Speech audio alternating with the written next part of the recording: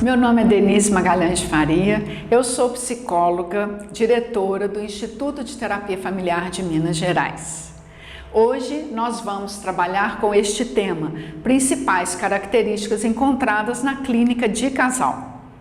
Este tema é específico para você profissional que já começou a trabalhar na clínica ou que ainda está começando e tem algumas dúvidas. O que nós vamos tratar?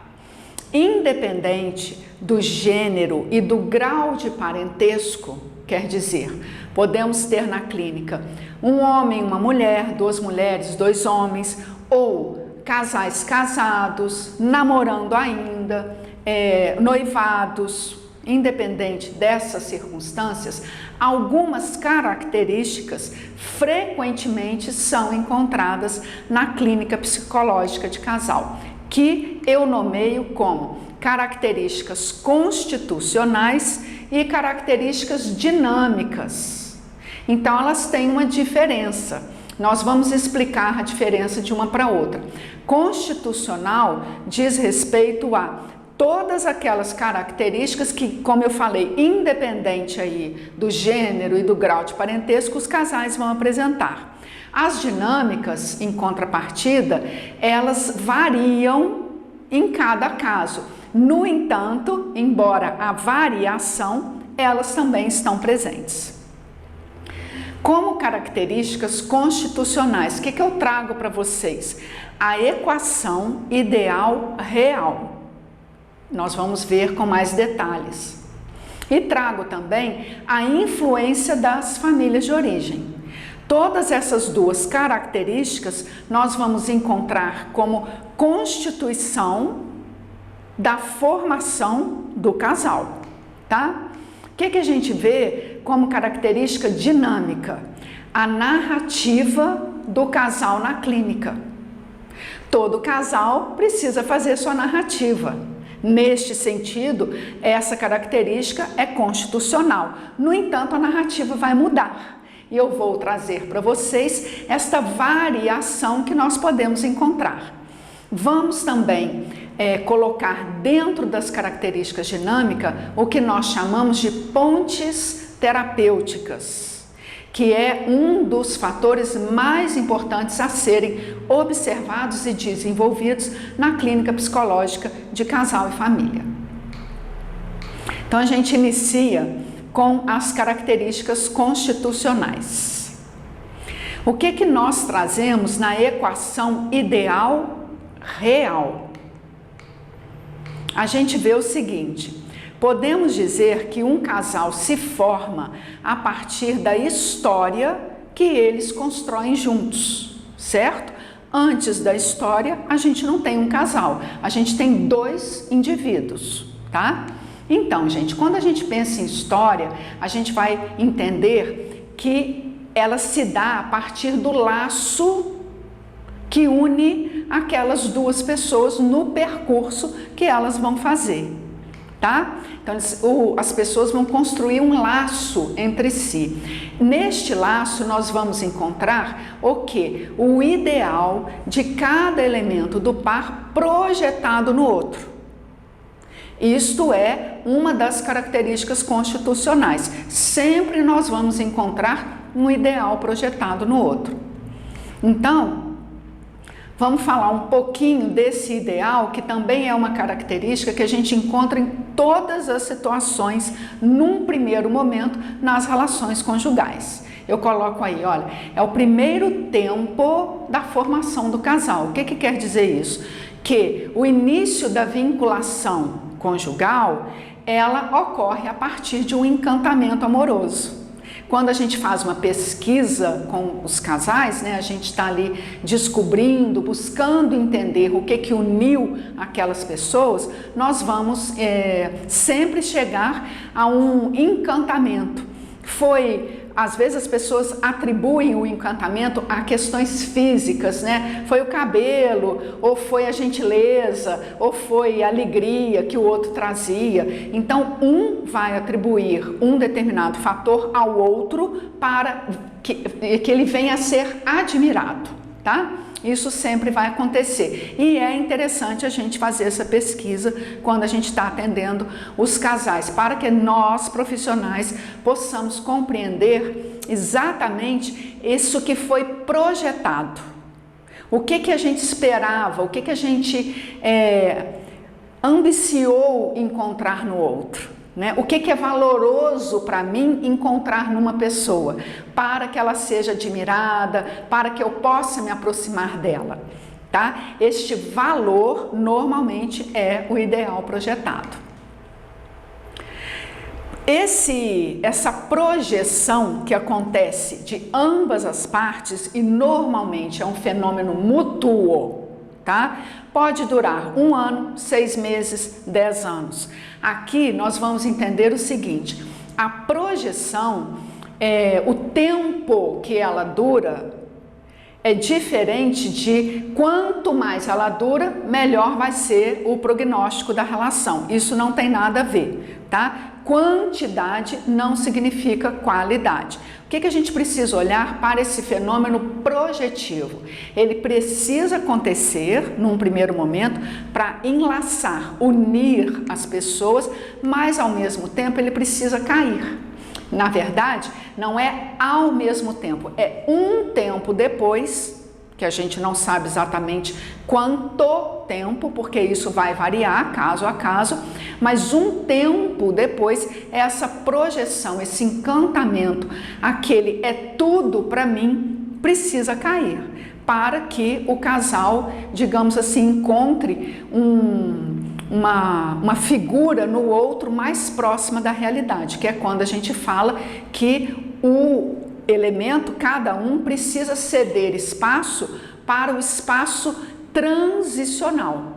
O que é espaço transicional? É transição entre aquilo que eu via como ideal e aquilo que de fato o outro apresenta como real, tá? Este espaço transicional, ele é tão importante e fundamental na clínica psicológica de casal que nós temos várias aulas específicas para poder estudá-lo com detalhes. Aqui eu estou trazendo para vocês uma direção sintética, mas bem pontuada do que nós vamos encontrar na clínica de casal, tá? Então, vamos encontrar o encantamento que num segundo momento precisa cair. Como a gente está fazendo uma pesquisa com os casais, nós vamos escutar na narrativa do casal se eles, vejam bem, ainda estão fixados no encantamento, porque pode acontecer, tá? Ou se eles já deixaram o encantamento ceder espaço para o encontro com a realidade. Então vamos lá. Quando o ideal cede espaço para o real, o que nós temos? A gente vai ver o amadurecimento psíquico do casal. Mas pode acontecer do real ser negado.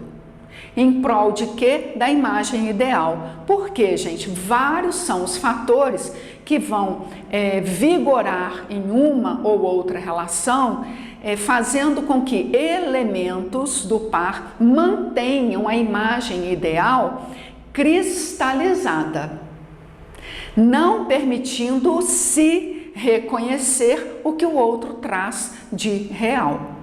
Tá? Tem muitos fatores e é isso que vai chegar na nossa clínica. E o que nós vamos ver? A gente vai ver vários desdobramentos em cima dessa situação. Eu trouxe um pequeno exemplo para vocês. Aqui eu coloco como se o homem não conseguisse ver a imagem real da mulher, tá? Mas me ocorre um exemplo muito comum no nosso dia a dia. Vou falar de um exemplo tradicional, aquele caso em que as mulheres apanham dos seus parceiros. O que a gente costuma ver nessa situação? O parceiro, por motivos variados, chega à violência física em relação à mulher, tá? Ninguém, em sã consciência, consegue manter uma relação com outra pessoa, vendo a realidade, né? Ela precisa estar muito adoecida Por isso que eu falei, em sã consciência. A pessoa precisa não estar em sã consciência, estar adoecida para manter essa realidade. O que a gente quer dizer real e ideal?